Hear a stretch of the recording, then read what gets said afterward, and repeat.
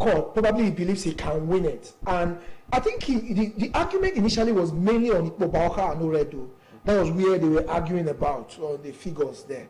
So probably the 19, that's where he's hinging his winnings. Well, probably that's why he's bringing 19.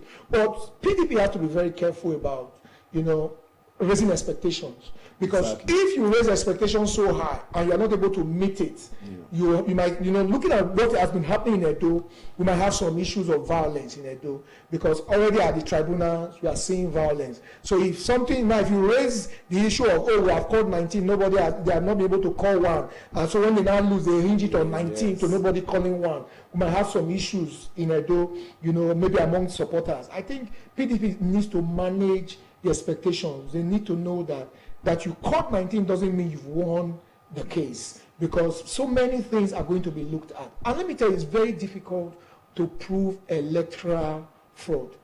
Very difficult. He has clearly stated it. It's very, very difficult. How many have been done in Nigeria? How many? Apart from Oshomole, which other? Very few. Oshomole, Peter Obi, one of them in another. Very few. And you know how many have gone to court. So they must be able to manage expectations. Otherwise, they will be shocked. And let me tell you, this is not a pointer to 2027. No. Okay. And I want to clear something.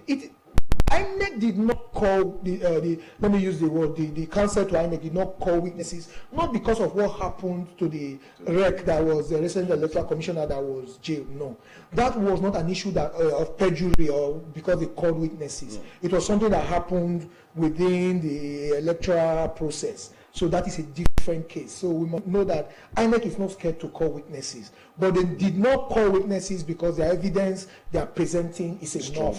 And they feel that whatever the petitioner has brought does not indict them.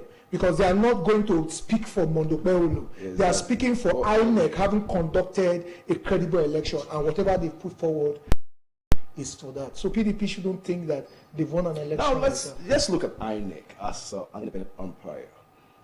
A lot of times pundits have come out to ask questions about the sincerity of INEC and the integrity of INEC and the neutrality of INEC, leading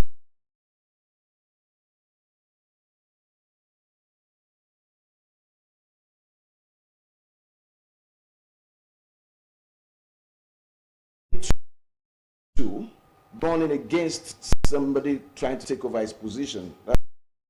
That's another. Definitely. Since 1999, 60% of our elections have gone through the court processes. Vote from federal, state, local government, world level, or thereabouts. And this is not so observed in saner climes. What can be done to reduce the trajectory of election winners emanating through the law courts, if, in quote, INEC can truly be a realistic umpire whose decision can give us the true will of the electorate? Well, to start with, it is necessary that the will of the people should determine who wins an election. The moment that is such change, because the people believe that they have not decided who wins an election. That is one point. Again, NEC is an institution that is made up of humans like you and I, and we know the nature of our society. When I'm talking about our society, I'm talking about Nigeria. Yes, that does not really mean that we don't have INEC personnel who are good enough, as when we say people that are not corrupt per se. But the truth of the matter is that you cannot do it